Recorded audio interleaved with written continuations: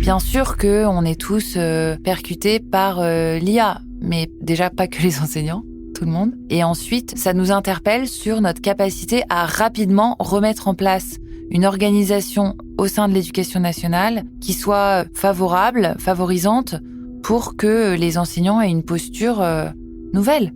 Et c'est une bonne chose. Bienvenue, je suis Laurent-Nicolas Guénoc du cabinet Convertéo. Je suis Lila Megraoua, journaliste. Et vous écoutez Changement d'époque en cours, le podcast de l'IA.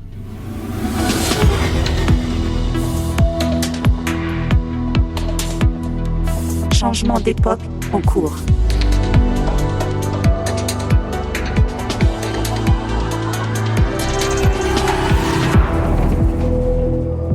Épisode 3.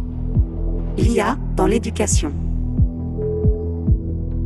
Mia, c'est le petit nom de la nouvelle meilleure amie des élèves de seconde. Cette application d'apprentissage adaptatif s'appuie sur de l'intelligence artificielle et dispenserait des exercices de rattrapage en français et en maths auprès des décrocheurs scolaires. C'est officiel depuis décembre 2023. Mia fera sa grande rentrée des classes en septembre prochain. Coup de tonnerre sur la planète Éducation nationale qui ne veut pas danser avec Mia. L'annonce fait grand bruit. Sur France Inter, on présente cette plateforme comme un outil pervers. Une tribune dans l'IB y dénonce une vision, je cite, technocratique de l'éducation où l'enseignant est réduit au rôle de superviseur, de manager d'IA enseignante.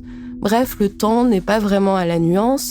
Ce que racontent ces réactions, c'est surtout la méconnaissance de l'utilisation et de l'intérêt de l'intelligence artificielle à l'école. Est-ce donc une idée folle d'avoir inventé l'IA à l'école ? Dans ce nouvel épisode de Changement d'époque en cours, vous l'avez compris, nous allons regagner les bancs de l'école qui, vous allez le voir, sont squattés depuis quelques années déjà par des écrans et désormais par des outils d'intelligence artificielle, à la fois au service des élèves mais aussi à celui des enseignants. Nous allons décrypter tout cela ensemble, toujours avec Laurent-Nicolas Guénoc de l'entreprise Convertéo. Laurent, bonjour. Bonjour Lila. Nous accueillons également dans le studio de Magellan une spécialiste de ces questions, véritable transfuge de l'éducation et de l'intelligence artificielle. Elle est entrepreneuse, elle a fondé et dirige à présent Plume, un assistant d'écriture qui aide les enfants à composer leur propre histoire. Aude Guénaud, bonjour. Bonjour. Aude, j'ai utilisé exprès le terme de transfuge puisque vous avez enseigné les lettres. Vous les avez étudiées également et j'ai cru comprendre que vous aviez écrit une thèse sur Mallarmé, à propos de Mallarmé. Alors, comment on passe la périphrase chez Mallarmé, un grand moment de science en réalité, hein. L'étude de la périphrase chez Mallarmé, oui. Alors, dites-nous comment on passe de la poésie symboliste de Mallarmé à l'intelligence artificielle symbolique aussi ou générale, c'est selon. C'est une bonne question et à vrai dire, c'est pas tout à fait quelque chose qui a été prémédité. J'ai vraiment été sincèrement passionnée par les lettres et je le suis d'ailleurs toujours, plus précisément, comme vous le faisiez remarquer, la poésie du 19e, qui est un peu mon obsession littéraire. J'ai un parcours tout à fait académique puisque j'ai fait Hippocagne, Cagne, ensuite le CAPES, l'agrégation. Et ensuite, j'ai enseigné très vite au lycée d'abord, et ensuite au collège. Et en fait, je suis tombée en amour avec cette profession, vraiment que j'adore, qui m'a beaucoup apporté. Enfin, en particulier les élèves, les collègues, etc. Puisqu'on montait des projets vraiment hyper enthousiasmants. On était au contact de la vie, en fait, la vie des gens, la vie de ses enfants, leur avenir, etc. Et je me rendais compte à quel point c'était important pour eux d'apprendre à écrire. Et je me disais, mais en fait, c'est fascinant de voir à quel point on s'y prend mal, de voir à quel point on l'enseigne peu en tant que tel, l'écriture, et de voir à quel point, en fait, ça détermine la trajectoire scolaire de ces enfants. Et donc, j'ai commencé à faire des recherches. Et en effet, donc après un master de psychologie clinique en clinique de l'enfant et en sciences de l'éducation, j'ai compris à quel point l'écriture en fait, était déterminante dans la vie scolaire et dans la vie en général, en réalité, dans l'épanouissement des enfants. Et du coup, je comprends pourquoi la poésie symboliste m'a sauvée, parce qu'en réalité, la littérature sauve tout le monde. Donc, c'est le point de départ de Plume. Je me suis demandé, en fait, comment enseigner de façon pertinente l'expression écrite pour, en fait, que tous les enfants puissent avoir les mots pour dire, les mots pour réfléchir, les mots pour structurer sa pensée et les mots pour agir sur le monde. En fait, c'est pas du tout un problème scolaire, l'écriture. C'est un problème de son rapport au monde. Donc, en fait, quand on pose la question de comment enseigner avec pertinence l'écriture, on va forcément se tourner vers le numérique. Et en fait, quand on se tourne vers le numérique et quand on parle sérieusement de différenciation pédagogique, et je ne peux que vous renvoyer à ma newsletter, La Réplique, qui traite de ces sujets. Excellente newsletter. Voilà, en fait, on se rend compte que le problème de la différenciation pédagogique est un problème extrêmement compliqué, a fortiori pour enseigner le français et spécifiquement l'écriture. Et donc, on a besoin de l'intelligence artificielle à cette fin. Alors, rentrons un petit peu dans le concret. L'IA, c'est un terme qui est très vaste, que certains d'ailleurs préfèrent éviter, parler d'algorithme. Aujourd'hui, quand on parle d'IA dans l'éducation, concrètement, on fait référence à quel type de technologie, à quel type d'algo, à quel type de données. Ça veut dire quoi aujourd'hui, l'IA dans l'éducation ? Eh ben, en fait, ça veut dire beaucoup de choses. Donc, nous, on travaille avec Luc Julia, qui est le cofondateur de Siri. Ça fait toujours rire Luc quand on lui présente les projets de R&D parce qu'il dit non, mais vous savez, une addition, c'est de l'IA, quoi. Je veux dire, une soustraction, c'est de l'IA. Il a raison de ce point de vue-là. Je veux dire, les gens attachent un imaginaire à l'intelligence artificielle. Et de ce point de vue-là, je recommande vraiment la lecture du livre de Luc qui explique à quel point l'intelligence artificielle n'existe pas. Il y a un imaginaire qui entache en fait la réflexion et qui est sidérante pour les gens. Et on a l'impression qu'on est en train de faire advenir un monde sur lequel on n'aura aucun contrôle, qui sera dépourvu d'humanité et qui va évincer en fait l'intelligence humaine en réalité. Ce qu'on dit en creux, c'est il y a une confrontation entre l'intelligence artificielle, dite artificielle, et l'intelligence humaine. Bon, ça n'est pas le cas et c'est loin d'être le cas. Alors déjà, parce que les classes françaises sont loin d'être équipées pour l'invasion qu'on nous prédit d'intelligence artificielle, ça n'arrivera pas. Et ensuite, parce que ce dont on parle, chose qu'on connaît déjà. Donc, si on parle de l'intelligence artificielle, vous évoquiez tout à l'heure Mia, il se base sur des preuves scientifiques de l'impact sur les élèves. C'est ce qu'on appelle de l'adaptive learning. Donc, qu'est-ce que c'est l'adaptive learning ? En fait, si votre élève montre qu'il ne connaît pas la notion en mathématiques, par exemple, d'addition, on va lui proposer des exercices pour remédier à cela. Ensuite, on va regarder s'il a progressé. C'est ce qu'on appelle des arbres décisionnels. Ça, c'est une première façon de faire de l'intelligence artificielle, mais ce sont des choses très simples, extrêmement simples. D'accord ? Et en fait, en fonction de ce que produit l'élève, on va différencier, ce qu'on appelle différencier, personnaliser en fait le parcours d'apprentissage. Ce sont des choses extrêmement simples. Ensuite, vous avez autre chose qui est l'intelligence artificielle dite générative. Donc ça, c'est en relation avec tout ce que vous avez pu entendre sur ChatGPT, OpenAI, etc., qui sont en fait en relation avec des modèles de langage. Et nous, c'est ce sur quoi on travaille chez Plume. Ce sont des choses très complexes, en fait, qui appellent à la construction de véritables modèles. Donc nous, en l'espèce, on travaille sur des modèles d'écrits des enfants. Donc ça, c'est très spécifique. Ça demande d'avoir des datasets très précis d'écrits d'enfants, de caractériser ces datasets, etc. Et donc, on réfléchit à, en réalité, qu'est-ce qui fait qu'un enfant est un scripteur, un enfant qui écrit performant. Et comment, en fait, quels sont les attendus de fin de CM2, par exemple, ou de 6e. Ça, c'est très intéressant parce que, en fait, on se rend compte, par exemple, dans l'éducation nationale, qu'on n'est pas en capacité d'évaluer l'expression écrite. Ce qui est un énorme problème, puisque les décrocheurs, je rappelle qu'ils sont très nombreux et que ça coûte très cher à l'État, pas seulement parce que ça coûte de l'argent, mais parce qu'en fait, ces gens-là sont en très grande souffrance et donc on a besoin, en fait, de les aider. Donc, ces décrocheurs, ces enfants qui sortent du système scolaire sans diplôme, c'est dramatique. En fait, on a une surreprésentation des enfants qui, sont en difficulté en expression écrite. Or, on n'a jamais eu la capacité d'évaluer vraiment leur niveau en expression écrite. Et du coup, on peut pas les aider. Et donc, pourquoi on peut pas les aider? Parce qu'en réalité, on n'a pas construit de modèle de langage en relation avec les compétences écrites. Donc, nous, on construit ça, et ça, c'est des choses qui sont bien plus compliquées, qui sont pas juste on s'adapte à la compréhension ou non d'une notion. Donc ça, c'est un travail de recherche, et la mise en place de ces modèles, c'est déjà de l'intelligence artificielle. En fait, ce qu'on appelle l'intelligence artificielle dans ce cas-là, c'est des humains, des chercheurs qui réfléchissent à partir de data à comment créer un modèle qui serait représentatif des performances d'élèves. Vous voyez que ça n'a pas grand-chose d'artificiel pour l'instant. Voilà.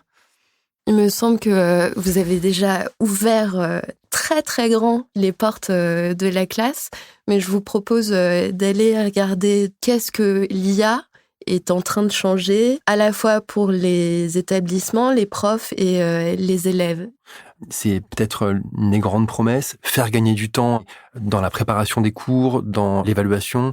Qu'est-ce que vous pensez de ça? Est-ce que c'est vraiment quelque chose qui permettrait de redonner de nouvelles marges de manœuvre, de réinvestir un temps gagné grâce à l'IA dans une autre partie du travail de l'enseignant? Alors, il y a plusieurs choses. Déjà, quand on parle des enseignants, il faut vraiment avoir en tête la crise de recrutement des enseignants à laquelle fait face le ministère de l'Éducation nationale.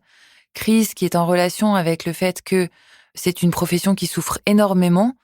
Je peux vraiment extrêmement bien en parler puisque l'ayant été pendant 12 ans, c'est une profession où on a énormément d'attentes à l'égard des enseignants, que ce soit en termes de conception, de support, d'attentes auprès des élèves, des parents d'élèves, de rôle en relation avec la société, qui sont en fait le fait de faire de l'orientation, le fait de faire de l'éducation civique et morale, etc.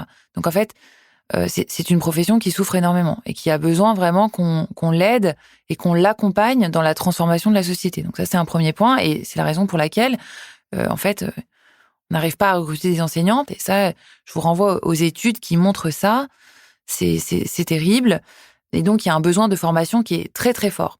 Comme le sujet de la formation enseignante est un sujet qui est difficile à porter, même s'il l'est, en fait, mettre en relation les enseignants avec de l'intelligence artificielle, c'est une bonne façon, à mon avis, de porter le sujet de la performance éducative. Parce qu'évidemment, en ma qualité d'enseignante, je suis évidemment préoccupée par le fait que mes élèves progressent. Et en fait, c'est presque ma seule préoccupation. En fait, les enseignants sont là par vocation, ils sont animés par le désir de bien faire, donc ils souhaitent évidemment que les élèves progressent. Alors, comment faire pour que ce soit le cas? Alors, il y a plusieurs types d'outils avec de l'IA qui sont proposés aux enseignants aujourd'hui. Vous avez ce qu'on appelle presque des petits SaaS, en fait, qui sont pas des ressources éducatives, mais qui vont simplifier, je sais pas, la création d'emploi du temps. Ça, c'est des assistants presque à la vie scolaire, en fait. Voilà, donc ça va simplifier la gestion dans l'établissement. Ensuite, vous avez les ressources numériques qui vont proposer à l'enseignant de l'assister, en fait, dans la mise en place de sa pédagogie. Donc là, ça pose évidemment la question de la posture de l'enseignant, puisque on n'est plus dans une posture extrêmement verticale, presque ascendante, en fait, du magistère qui dispense son savoir à qui veut l'entendre, à ses apôtres, etc. Mais ça, la réalité, c'est que c'est pas un sujet d'intelligence artificielle. Ça, c'est un sujet de société. En fait, on ne transmet plus au XXIe siècle de cette façon. Ça fait bien longtemps que c'est révolu. Donc, en fait, la question qu'on pose en filigrane, c'est quelle est la posture enseignante? Ça, c'est une question qu'on se pose depuis un certain nombre de temps. Est-ce que, quelque part, si je comprends bien, avec l'apprentissage adaptif, adapté donc à l'élève, on ne serait pas en train de faire passer ce fameux tutorat individuel dont on connaît les bienfaits à moindre coût et à plus grande échelle? C'est intéressant parce que beaucoup de solutions prennent cette métaphore du tuteur, justement. Le tuteur, il est très intéressant en ce qu'il est capable de penser à un dispositif pédagogique, en fait, un dispositif didactique. Les enseignants devraient être des spécialistes de la relation didactique avec leurs élèves, en fait. Ils ne devraient pas être en train de corriger des S, de faire du traitement de texte, de faire de la mise en page. Je veux dire, moi, le temps que j'ai passé à faire des slides pour mes élèves, c'est dément, quoi. À faire des photocopies, à adapter des dictées fautives pour les enfants qui avaient des troubles des apprentissages, etc. Alors que j'aurais pu passer ce temps-là à parler avec les parents d'élèves, à recevoir des partenaires, à ouvrir ma classe à d'autres enseignants. Donc ça n'a pas de sens. Si vous entendez par tuteur le fait de proposer des choses différenciées, sans doute que en fait l'IA et la machine peut proposer un niveau de différenciation pédagogique que l'humain ne peut pas proposer. Déjà parce qu'il n'est pas en capacité d'agréger des données comme un algorithme, et d'autre part parce qu'il est limité par sa capacité de temps, de sommeil, etc. Enfin, nous sommes des humains, je vous le rappelle. Voilà, donc ça, certainement que c'est intéressant. Après, ce qui est intéressant dans les dispositifs qu'on propose, c'est le niveau d'engagement des élèves. Parce qu'en permanence, vous avez la solution qui suit exactement la temporalité des élèves. Donc ça, c'est très intéressant. Et je pense Est-ce que vous avez des données? Est-ce que vous avez des datas, en fait, sur cet engagement des élèves? Comment ils réagissent, les élèves Alors, par exemple, qui utilisent Plume? Sur Plume, nous, ce qu'on suit, c'est par exemple le nombre d'aides d'intelligence artificielle qui sont sollicitées. On est à autour de 80% en fait. 80% des élèves sollicitent l'intelligence artificielle pour écrire. Ce qu'on suit aussi, c'est par exemple le nombre d'exercices, de séquences générées par les enseignants avec de l'IA. C'est-à-dire que l'enseignant va dire, bah voilà, moi, je veux faire une séance sur les pirates à mes CM2, avec plutôt, je sais pas moi, du merveilleux, etc., le champ lexical de la bataille, etc. Donc en fait, nous, on va générer en fonction du projet pédagogique de l'enseignant, mais c'est l'enseignant qui l'utilise en fait comme il le souhaite. Hein. On va générer exactement ce dont il a besoin. Et ce qui va être encore plus intéressant, c'est qu'en fonction de ces contraintes-là, en fait, on va s'adapter aussi aux caractéristiques des écrits de ses élèves. Donc en fait, on devient en fait des pourvoyeurs en fait de matériel pédagogique, mais en aucun cas on va déterminer que cet enseignant-là a tel ou tel besoin. On va l'assister dans l'évaluation aussi. Donc en fonction de ce qu'on collecte comme indice, ce qu'on appelle des inférences, en fait, on va être en capacité de dire, bah voilà, cet élève-là, en fait, il a travaillé sur telle et telle thématique, il en est là de son parcours d'apprentissage. Bon, ensuite, c'est l'enseignant qui va décider ce dont il a besoin pour que cet élève progresse encore plus. Je voudrais revenir un tout petit peu en arrière, essayer d'ouvrir le capot. Concrètement, ce dont on se parle, pour que ça marche, il faut un algorithme et un jeu de données, ou des algorithmes et des jeux de données. Et vous avez mentionné quelque chose qui est très intéressant. Dans les grands modèles de langage qui sont sortis ces derniers temps et qui sont devenus grand public, les corpus aspirés par ces modèles pour les entraîner sont largement des corpus produits par des adultes. Comment on fait pour créer un corpus de contenu rédigé par des enfants ou qui ont cette tonalité-là ? Eh ben, il faut beaucoup d'utilisateurs. beaucoup d'utilisateurs actifs. Donc ça, c'est un peu mon combat. Ça, c'est que je trouve que il faut mettre sur le devant de la scène des solutions qui ont de l'usage. Parce qu'en fait, c'est un des problèmes aussi de l'intelligence artificielle. En fait, tout le monde se lève avec une idée en disant « mais c'est super, avec ChatGPT, je vais mettre en place telle solution ». Et en réalité, ça n'a que peu d'intérêt, surtout dans l'éducation, en fait. Les spécialistes de l'éducation sont des personnes qui ont souvent enseigné, mais aussi souvent des idées quand même très étayées sur ce dont a besoin un élève. Et en fait, on peut pas faire n'importe quoi. Enfin, voilà. Donc ça, c'est un des points que je mets très souvent en avant quand je suis sollicitée par le ministère, c'est ne sortons pas des idées de notre chapeau, mais travaillons avec les enseignants qui sont quand même les mieux placés pour savoir ce dont ils ont besoin. Donc, travaillons avec les enseignants pour voir les solutions qu'ils utilisent et travaillons à renforcer, consolider ces solutions. Les rendre RGPD compliant, voilà, de les consolider d'une façon qui nous satisfasse pour que nos élèves soient dans des conditions de sécurité maximum. Pour le sujet de comment construire des datasets, nous, l'enjeu d'avoir un vaste corpus d'écrits d'enfants, c'est un enjeu central pour nous, puisque c'est ce qui nous permet d'avancer dans la création du produit. Donc en fait, on collecte depuis 2018 de façon anonymisée et sans aucune donnée sensible. Si la CNIL m'écoute, sachez que je suis le DPO de cette boîte et extrêmement vigilante, on leur bien évidemment. Le podcast. Bien sûr. Je veille au grain, bien évidemment. Et du coup, on collecte en effet ces écrits de façon anonymisée en relation avec des niveaux. Et en fait, on caractérise, on pose des tags sur ces écrits en disant, bah voilà, cet écrit-là, l'attendu, c'était d'être drôle. Ben, en effet, cet écrit est drôle. Voilà. Cet écrit-là, l'attendu, c'était d'avoir une description. Et en effet, c'est une description. Il y a d'autres variables qui rentrent en jeu. Par exemple, la corrélation entre la consigne donnée et l'écrit produit. Donc, c'est ce qu'on appelle le TF-IDF. C'est l'adéquation entre le contexte, en fait, de la situation d'énonciation. Parce que ce qui est très difficile avec l'expression écrite, et c'est là que c'est très difficile de faire de l'intelligence artificielle, en fait, il y a toute la notion d'implicite. Enfin, on n'est pas du tout sur de l'orthographe, on n'est pas du tout sur des choses binaires. Bien sûr qu'on prend en considération l'orthographe, mais on prend en considération bien d'autres choses. Donc, c'est très difficile. Donc, on a ces corpus qu'on flague et qu'on on travaille de cette façon. Et c'est ce qui nous permet de construire, là, on construit avec Luc et Thierry, d'ailleurs, du CNRS, un test de positionnement qui va nous permettre de renseigner les enseignants sur l'impact de l'enseignement de l'écrit sur la trajectoire scolaire de leurs élèves. C'est ce qui nous manque à l'heure actuelle et c'est ce qui manque au ministère. Donc, la réponse est, il faut beaucoup d'usages et beaucoup d'utilisateurs. Alors, au-delà de la question des modèles, de l'adéquation des modèles conçus, il me semble qu'il y a aussi la question des hallucinations. On l'a vu mi-février dernier, ChatGPT qui hallucine une journée entière. Comment on se prémunit d'hallucinations?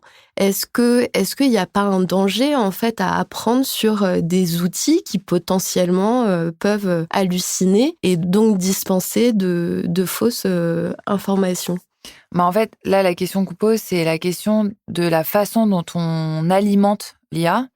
Ça ne peut pas arriver sur des outils d'intelligence artificielle éducatifs tels que Plume, parce qu'en fait, nous, déjà, nos corpus sont tous en base sécurisée et on travaille que sur propres écrits. Et en fait, ce que vous évoquez, quand l'IA commence à dérailler, c'est parce qu'en fait, on l'a exposé à des corpus qui sont défaillants. Et en fait, il y a tout un travail de prompt engineering dans les solutions éducatives qui nous prémunit de ce genre de choses. Ça ne peut pas arriver. Ce qui peut nous arriver, c'est par exemple, l'outil demande de corriger une erreur orthographique qui n'existe pas. C'est le max du déraillage. Donc, pédagogiquement, c'est pas terrible. Et évidemment, ça ne doit pas arriver parce que c'est contre-productif. Mais ça n'expose pas à des contenus... qui seraient, par exemple, comme on a pu voir, je sais pas, antisémites, homophobes, etc. Ça ne peut pas arriver puisque nous, on fonctionne en vase clos, en fait. Ça ne peut pas arriver.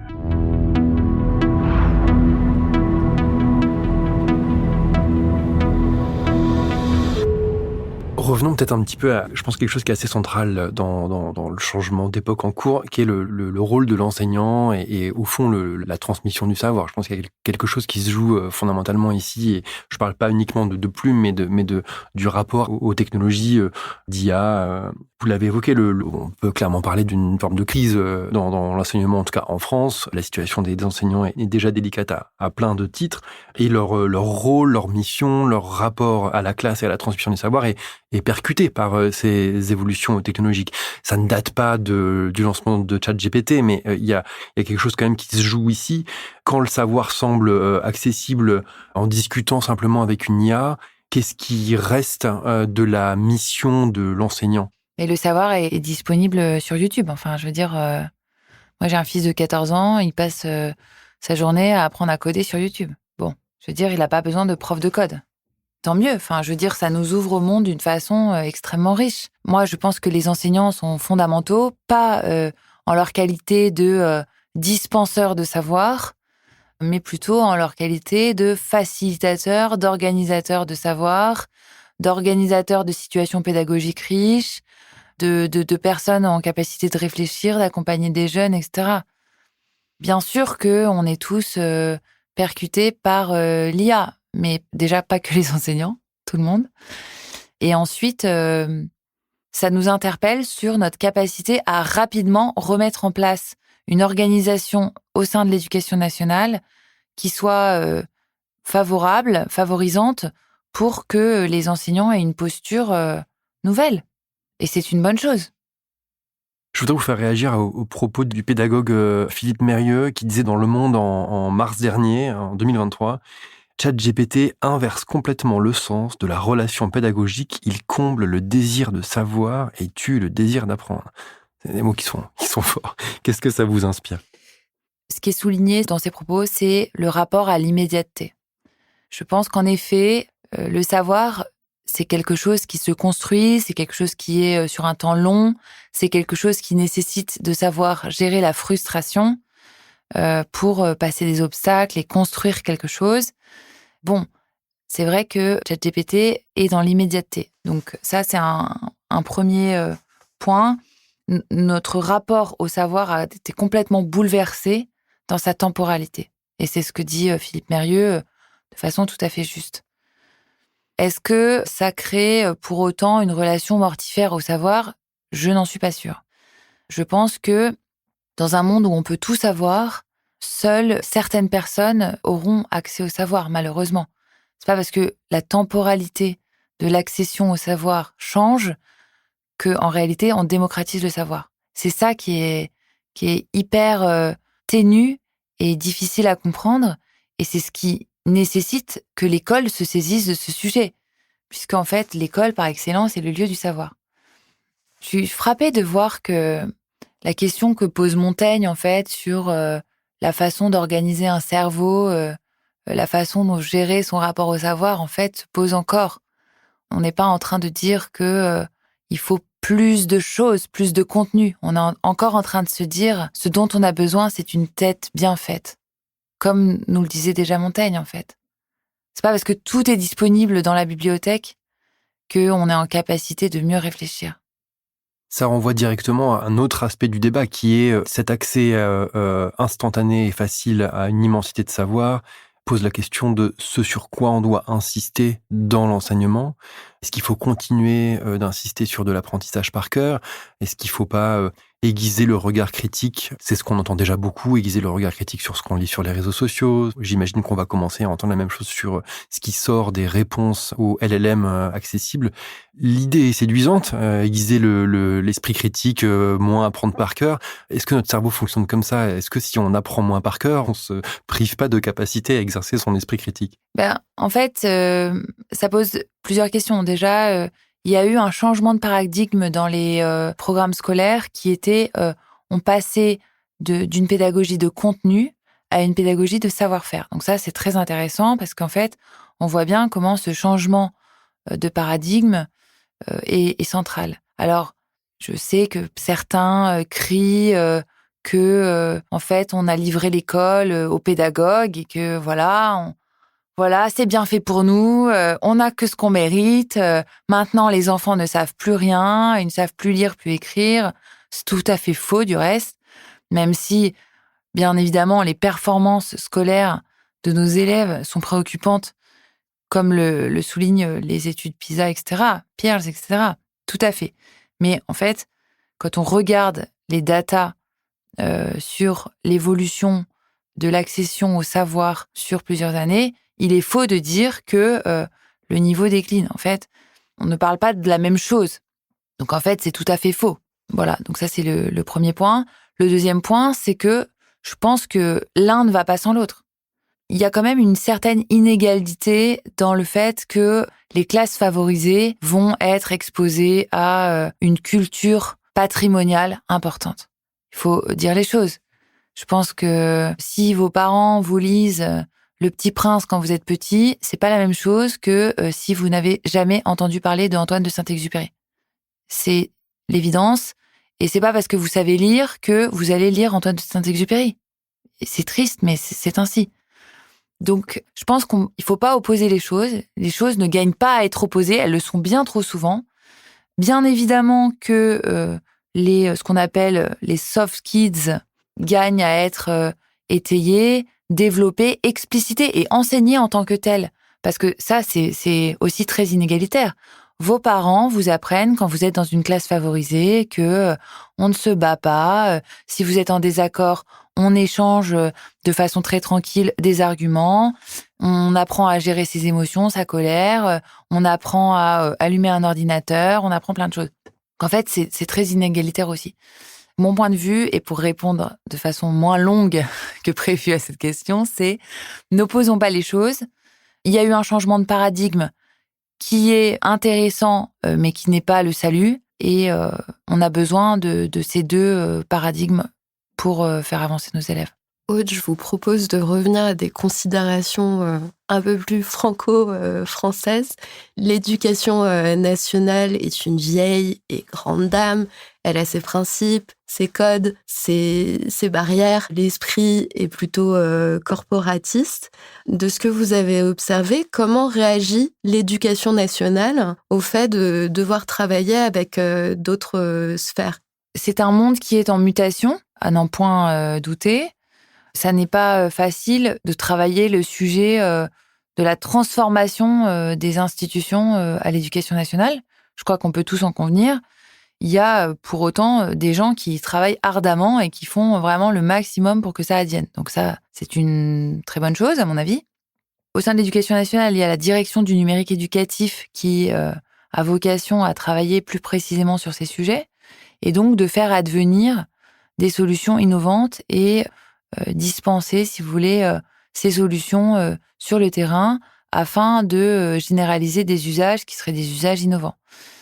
Bon, pour l'instant, sur le terrain, on observe quand même un certain nombre d'obstacles opérationnels qui sont en relation avec le fait que les écoles ont besoin d'être plus équipées, les enseignants ont besoin d'être vraiment accompagnés, mais on a quand même des exemples de marchés qui ont montré que ça a fonctionné. Et je pense par exemple un marché qui s'appelle le P2IA, le partenariat d'intelligence artificielle, qui est mené, porté par la DNE et qui a montré de grandes réussites, notamment... La DNE, pardon, c'est la direction du numérique éducatif, c'est ça? Exactement.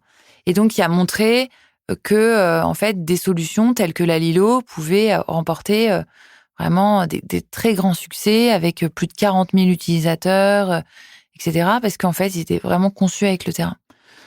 Donc, ça n'est pas facile. On va pas dire que ça l'est. Je dirais que c'est en chemin. Nous cheminons tous à notre façon. Et on travaille vraiment étroitement pour promouvoir ces sujets. Et je suis, à ce titre, la vice-présidente de EdTech France, qui est l'association des entreprises qui travaillent dans le numérique éducatif. Et on porte, notamment avec la DG Oriane Ledroit, ces sujets dans les différents comités et dans les différentes instances politiques dans lesquelles on siège pour faire entendre la nécessité de cette rénovation éducative. Alors pour l'heure, ces IA éducatifs sont plutôt issus d'entreprises privées. Pour vous, qui doit rester aux commandes? Alors, il y a plusieurs choses. Déjà, au sein de l'éducation nationale, il y a une velléité de faire advenir ce qu'on appelle des communs. Donc, en fait, des entreprises d'État, je pense notamment à Pix, qui travaillent à développer les compétences numériques des élèves, des enseignants, etc. Donc, il existe en fait un espace quand même qui est en relation avec ce qu'on appelle des communs, donc pour des startups d'État qui seraient essentielles pour les savoirs. Moi, je crois que l'État n'a pas vocation quand même à, je sais pas, construire ses tables, imprimer ses manuels et cuisiner dans la cantine. Enfin, je veux dire, c'est tellement spécifique et ça demande un tel travail que l'État, à mon avis, à mon sens, n'a pas vocation à faire ça. À mon avis, l'État, son rôle, c'est mettre en place un marché favorisant pour proposer les meilleures conditions de réussite pédagogique. Sur le sujet du code et finalement de la souveraineté qu'on pose en creux, qui est une question vraiment centrale, on est quand même très, je dirais, protégé au sein de l'éducation nationale par les audits qui sont faits. Nous, on a eu un audit très, très poussé de la solution quand on a été labellisé par l'éducation nationale, un cabinet d'avocats qui était vraiment dépêché pour travailler sur notre solution. Bon, il y a vraiment, de ce point de vue-là, c'est très, très sécurisé. Sur le sujet du code, il existe des façons, en fait, de sécuriser ça. Par exemple, déposer des codes sources sur des solutions tiers de confiance. Tout ça, ce sont des choses qui sont possibles et qui sont peut-être souhaitables si l'État, pour certains publics, a besoin de vérifier telle ou telle chose. Maintenant, en France, on a quand même la chance d'avoir les plus grands chercheurs au monde et en fait, ça nous garantit d'avoir des modèles qui sont très intéressants. Mais je suis pas en train de vous dire que les modèles sont parfaits. Bien évidemment, quand dans un secteur vous avez 95% d'hommes, plutôt des hommes blancs qui ont fait HEC, plutôt des hommes qui ont moins de 40 ans, bien évidemment, il y a des biais. Mais ça, je veux dire, c'est comme dans la fintech, la health tech et dans toutes les techs. Pour autant, c'est pas pour ça qu'on ne doit pas travailler à la neutralisation de ces biais, encore plus parce que on est un secteur où on doit protéger nos élèves. Et d'ailleurs, la première valeur de Plume, c'est choyer. Choyer parce que non seulement on doit protéger, mais on doit plus que ça, parce que nos utilisateurs sont vulnérables. Ce sont des jeunes enfants. Vous avez, je crois, commencé à déployer Plume à l'étranger, ou aux États-Unis notamment. Quel regard vous portez sur ce qui se passe dans ce marché? Comment votre société interagit avec les institutions scolaires là-bas? Est-ce qu'il y a des choses qui vous semblent des bonnes idées à prendre, des bonnes pratiques à prendre, et à l'inverse, des choses qui vous font peut-être un petit peu peur? Alors oui, nous sommes déployés donc aux États-Unis depuis l'été dernier, ce qui est une grande réussite pour nous. Alors, le marché américain, évidemment, est aux antipodes du marché français. Je ne vous l'apprends pas. Donc, comment ça se présente? En fait, on a des États qui sont eux-mêmes subdivisés en ce qu'on appelle des districts. Et les districts, en fait, agglomèrent un certain nombre d'établissements. Et donc, dans ces districts, vous avez ce qu'on appelle des surintendants qui sont en capacité d'acheter des solutions s'il y a de l'usage et s'il y a de la data, etc. Ce qui est très intéressant de mon point de vue, c'est que les critères de décision attenant à des solutions sont vraiment en relation avec la performance éducative. Alors ça, moi, ça m'émerveille. Je trouve ça une excellente chose. En fait, si votre solution a fait ses preuves et que vous avez la capacité de le démontrer, en fait, vous avez quand même toutes les chances, de vous développer. Donc ça, c'est une très bonne chose. C'est pas parce qu'on propose une solution numérique éducative qu'elle est intéressante pour les élèves. Honnêtement, mettre les élèves sur une application pour mettre les élèves sur une application, ça n'a aucun intérêt. Enfin, je pense que de ce point de vue-là, il faut qu'on soit tous collectivement responsables et exigeants sur l'idée selon laquelle on a besoin d'asseoir nos produits sur des choses concrètes qui sont la science. Donc, de ce point de vue-là, il faut être extrêmement clair. Voilà. Donc ça, je trouve que cette approche-là de la performance éducative, elle est super intéressante. Elle est super intéressante parce qu'en fait, il n'y a pas de place à l'esbrouf. Il y a de la place à la pertinence et l'adoption des utilisateurs. Ça, c'est super. Pourquoi est-ce que les Américains sont poussés par la performance éducative? Parce que, évidemment, si vous êtes performant dans votre école, en fait, il y a toutes les chances que vous puissiez facturer plus cher les parents d'élèves et devenir plus riche. Donc ça, c'est le revers, je dirais, de la médaille, c'est que la performance éducative, elle est quand même centrée essentiellement, la plupart du temps quand même, sur des écoles qui sont très chères et qui sont réservées malheureusement à des familles qui sont aisées, ou très aisées, parce que les différences sociales sont bien sûr très importantes. Donc ça, c'est quelque chose dont on cherche évidemment à se prémunir dans le système français. Et à mon avis, on a bien raison de dire que l'éducation, c'est pour tout le monde et qu'on souhaite l'égalité et la fraternité. Voilà, donc le jeu, c'est de dire comment on réconcilie le sujet de la performance éducative avec de l'égalité. Et à mon avis, de ce point de vue-là, c'est ce qu'on évoquait précédemment. L'État a un rôle central à jouer, c'est-à-dire proposer des conditions d'achat pour les enseignants en leur faisant confiance, puisque ce sont des spécialistes de la relation pédagogique, pour que émergent des solutions qui soient pérennes et qui soient scientifiquement éprouvées. Pour terminer, je vous propose de jouer un peu les Madame Irma. Si on se projette, à quoi ressemblerait une classe, un cours dans le futur? Dans le futur quand? Parce que ça n'a pas beaucoup changé depuis 100 ans. On va prendre la date classique, 2050. En 2050, peut-être pas Madame Irma, mais est-ce qu'on peut formuler des vœux peut-être? En 2050, les enseignants, ont tous accès à des solutions numériques et du coup, ils sont parfaitement équipés. Ils ont des espaces de flexibilité d'apprentissage, ce qu'on appelle les classes flexibles, donc avec des commodités au sein de la classe, des chaises spécifiques. Il y a des temps peut-être modulaires pour la prise en charge de temps d'inclusion pour les enfants qui présentent des troubles des apprentissages ou tout type de troubles. Donc en fait, c'est un enseignement qui est modulaire et qui s'adapte à chacun, à la fois avec des outils technologiques, mais des choses extrêmement concrètes d'organisation de classe au sein de la classe.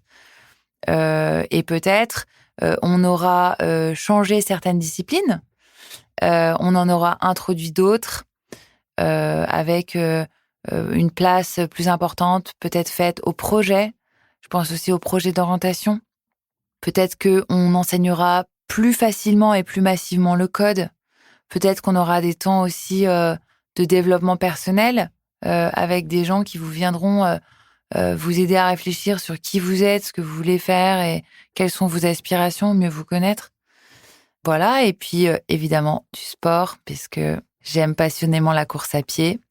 Et évidemment, un renouvellement à la fois dans la prise en charge de nos élèves avec des choses beaucoup plus modulaires et adaptatives, des nouvelles disciplines et puis beaucoup plus de flexibilité pour les enseignants. J'espère qu'on va arriver à un système où les établissements eux-mêmes auront une plus grande liberté. Parce que c'est ça qui permet aussi de l'adaptivité au niveau du terrain. En fait, la réalité du terrain français en termes de réalité éducative est très diverse. Et on ne peut pas vouloir toujours tout lisser. Ça n'a pas de sens. Et j'espère qu'il y aura plus de choses modulaires. Merci d'avoir tracé pour nous ces futurs souhaitables. Merci Aude Guénaud. Et merci Laurent Nicolas Guénog. Merci beaucoup. À la prochaine. Un très grand merci d'avoir écouté jusqu'au bout cet épisode passionnant sur l'IA dans l'éducation avec la participation d'Aude Guénaud, fondatrice de l'application Plume et vice-présidente de EdTech France. N'oubliez pas de vous abonner au podcast pour ne rien manquer des prochains épisodes. Retrouvez également Filter IA, notre newsletter dédiée à l'IA sur la page LinkedIn de Convertéo. Si vous souhaitez nous écrire, c'est par ici, changement@converteo.com, où on attend vos commentaires, vos remarques, vos idées de sujets pour les prochains épisodes.